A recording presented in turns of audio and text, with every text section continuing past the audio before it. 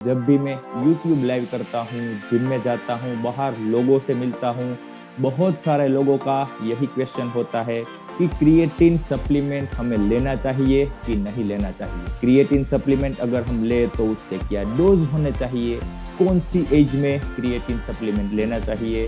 अगर हम बिगिनर है, नया जिम ज्वाइन कर रहे हैं, तो हम क्रिएटिन ले सकते हैं कि नहीं ले सकते हैं। ऐसे बहुत से क्वेश्चंस के आंसर विथ साइंटिफिक रिसर्च के साथ आपको बताने वाला हूँ। हेलो दोस्तों, welcome back to gym science. Smart train don't drain. आज का वीडियो होने वाला है क्रिएटिन के ऊपर।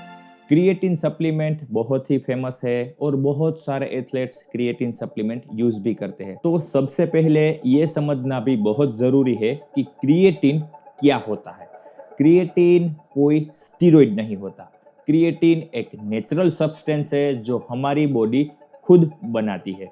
वो हमारे मसल्स में स्टोर होता है एंड जब एनर्जी की ज़रूरत पड़ती है तब एनर्जी बनाने में वो हेल्प करता है।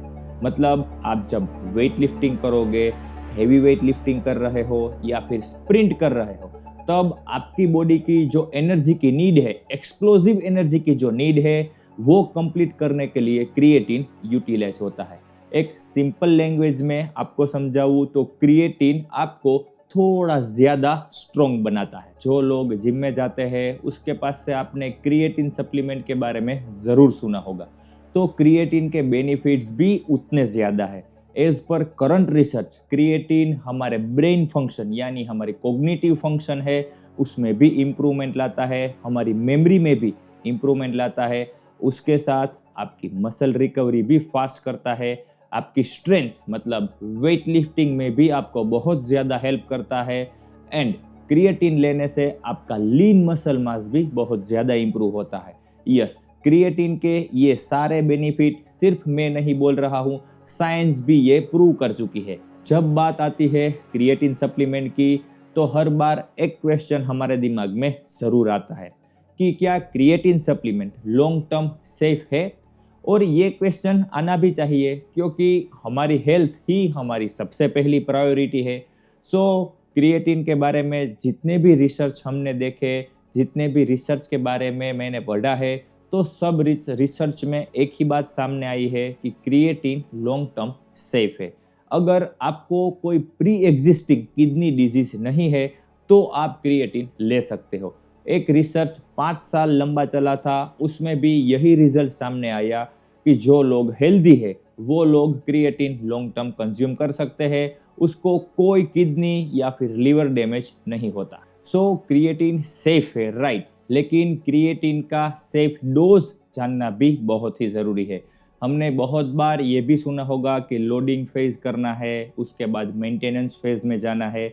तो ऐसी कोई ज़रूरत नहीं है। एज पर रिसर्च आप everyday 3 to 5 gram creatine consume कर सकते हो। लोडिंग डोज की कोई ज़रूरत नहीं है। आप 3 to 5 ग्राम कंज्यूम कर रहे हो तो एक वीक के बाद या फिर 4 to 5 डेज के बाद आपको उसके इफेक्ट दिखना स्टार्ट हो जाएंगे। सो सेफ डोज 3 to 5 ग्राम। हमें भी जल्दी बॉडी बनानी है तो क्या हम क्रिएटिन सप्लीमेंट यूज़ करें? ये क्वेश्चन मुझे बहुत बार पूछा जाता है। सो ये क्वेश्चन का एक सिंपल आंसर है कि आप नया जिम स्टार्ट कर रहे हो तो 2 to 3 मंथ अपना रूटीन सेट करो। जैसे कि आपका प्रोटीन इनटेक, प्रॉपर एक्सरसाइज, आपकी स्लीप एंड कंसिस्टेंसी। जब ये रूटीन आपका सेट हो जाएगा उसके बाद आप क्रिएटिन ऐड कर सकते हो। क्रिएटिन कोई शॉर्टकट नहीं है, ये बस सिर्फ और सिर्फ आपकी सपोर्ट सिस्टम है। हम कोई भी सप्लीमेंट्स यूज कर रहे हैं तो उनके पॉजिटिव एंड नेगेटिव दोनों साइड जानना बहुत ही ज़रूरी है। सो क्रिएटिन के क्या पॉसिबल साइड इफ़ेक्ट्स हो सकते हैं वो जानना भी ज़रूरी है। सो क्रिएटिन से आपका वाटर वेट जल्दी से इंक्रीज हो सकता है, आपको ब्लोटिंग भी फील हो सकता है एंड आपका स्टमक अपसेट भी हो सकता है। तो उसके प्रिकॉशंस में हम क्या कर सकते हैं? आप वाटर इनटेक इंक्रीज करो ताकि जो एक्सेसिव क्रिएटिन है वो फ्लश होके हमारे बॉडी से बाहर निकल जाएगा। आपका क्रिएटिन का जो डोज है उनको स्प्लिट कर सकते हो एंड क्रिएटिन 3 to 5 ग्राम के डोज में ही कंज्यूम करो। तो ये पॉसिबल साइड इफेक्ट्स आप रिड्यूस कर सकते हो। दूसरा क्वेश्चन ये था कि सर हम फैट लॉस कर रहे हैं तो क्या फैट लॉस में क्रिएटिन यूजफुल है? तो आप फैट लॉस में क्रिएटिन यूज़ कर सकते हो क्योंकि क्रिएटिन का बेसिक काम है आपकी मसल्स रिकवरी एंड आपकी स्ट्रेंथ बूस्टअप करना। सो जब भी आप फैट लॉस कर रहे हो तो आपकी प्रायोरिटी होती है कि मसल लॉस ना हो। सो क्रिएटिन वो भी प्रोटेक्ट करेगा एंड फैट लॉस कर रहे हो तो आपका कार्ब्स इनटेक भी कम होगा। सो आपको वेट लिफ्टिंग में क्रिएटिन एक थोड़ा बूस्ट दे सकता है। सो आप फैट लॉस भी थोड़ा जल्दी से कर सकते हो। सो फैट लॉस में क्रिएटिन ले सकते हो। थर्ड क्वेश्चन था कि सर हमें क्रिएटिन कौन से टाइम पे लेना चाहिए ताकि हम बेस्ट रिजल्ट्स ले सके, प्री वर्कआउट अच्छा रहेगा या फिर पोस्ट वर्कआउट? तो उसका आंसर ये है कि क्रिएटिन आप कोई भी टाइम पे ले सकते हो, बस कोई एक टाइम फिक्स रखो। अगर प्री वर्कआउट तो एवरीडे प्री वर्कआउट यूज़ करो, पोस्ट वर्कआउट ले रहे हो तो एवरीडे पोस्ट वर्कआउट ही कंज्यूम करो। क्रिएटिन के कोई इंस्टेंट इफेक्ट नहीं मिलते। हमने क्रिएटिन पिया और उसका आउटपुट मिला, ऐसा नहीं होता। वो आपके बॉडी में स्टोर होगा और थोड़े दिनों बाद आपको इफेक्ट दिखना स्टार्ट हो जाएंगे। क्रिएटिन के टाइमिंग से ज़्यादा इम्पोर्टेंट है क्रिएटिन कंसिस्टेंटली लेना। क्रिएटिन कौन सी एज से स्टार्ट करना चाहिए, ये क्वेश्चन मेरे YouTube लाइव का हॉट फेवरेट क्वेश्चन है। जब भी मैं YouTube लाइव में जाता हूँ तो 10 से 15 लोग ये क्वेश्चन मुझे पूछते ही। ये क्वेश्चन मैंने उस लोगों के लिए स्पेशली रखा है कि क्रिएटिन हम कौन सी एज से स्टार्ट कर सकते हैं। मेरा पर्सनल सजेशन है कि क्रिएटिन आप 18 प्लस हो तो स्टार्ट करो। अगर टीनेजर्स हो तो आप कोई स्पेशल स्पोर्ट्स खेल रहे हो या फिर कोई स्पेशल गाइडेंस के अंदर कंज्यूम कर रहे हो तो ठीक है, बाकी आपको क्रिएटिन कंज्यूम नहीं करना चाहिए। 18 या 20 साल के बाद ही आप क्रिएटिन कंज्यूम करो, वो ही मेरा बेस्ट सजेशन रहेगा। क्रिएटिन के बारे में जो भी बेसिक इन्फॉर्मेशन आपके पास होने चाहिए वो पूरी कवर हो चुकी है।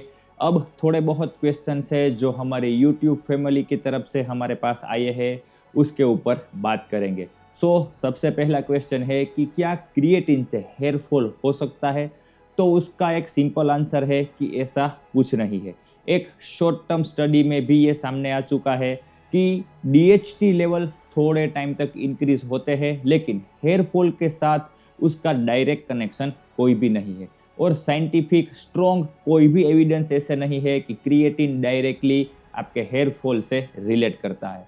जो लोग क्रिएटिन यूज़ करते हैं और जेनेटिक उसको हेयर फॉल का प्रॉब्लम है तो वो क्रिएटिन को जेनेटिक हेयर फॉल के साथ जोड़ देते हैं, लेकिन क्रिएटिन डायरेक्टली हेयर फॉल नहीं करता। फोर्थ क्वेश्चन था कि सर संडे को तो हमारा वर्कआउट नहीं होता तो तब भी हमें क्रिएटिन लेना है?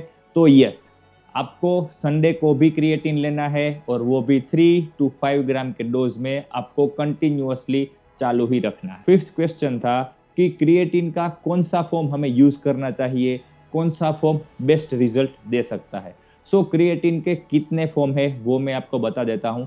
Creatine monohydrate, creatine HCl, creatine ethyl ester and creatine buffered. लेकिन जो क्रिएटिन मोनोहाइड्रेट है वही सबसे ज़्यादा रिसर्च किया गया फॉर्म है एंड वही सबसे बेस्ट है। दूसरे जितने भी फॉर्म है वो सिर्फ मार्केटिंग के लिए है, उसकी प्राइस भी आई थिंक बहुत ही ज़्यादा है। Price efficient and best version है क्रिएटिन मोनोहाइड्रेट। फाइनली क्रिएटिन के रिगार्डिंग जितनी भी बेसिक इन्फॉर्मेशन थी वो हमने पूरी कवर कर ली है। ये वीडियो आपको अच्छा लगा तो लाइक कर देना। ये इन्फॉर्मेशन आपको अच्छी लगी और आपको ऐसा लगता है कि ये इन्फॉर्मेशन दूसरों को भी पता होनी चाहिए तो शेयर ज़रूर कर देना। क्रिएटिन कोई मैजिक नहीं है, बस आपका रूटीन ठीक है, आप लॉन्ग टर्म से ट्रेनिंग कर रहे हो तो थोड़ा बहुत बूस्ट ये आपको दे सकता है। मिलते हैं नेक्स्ट वीडियो में, तब तक के लिए स्मार्ट ट्रेन डोंट ड्रेन।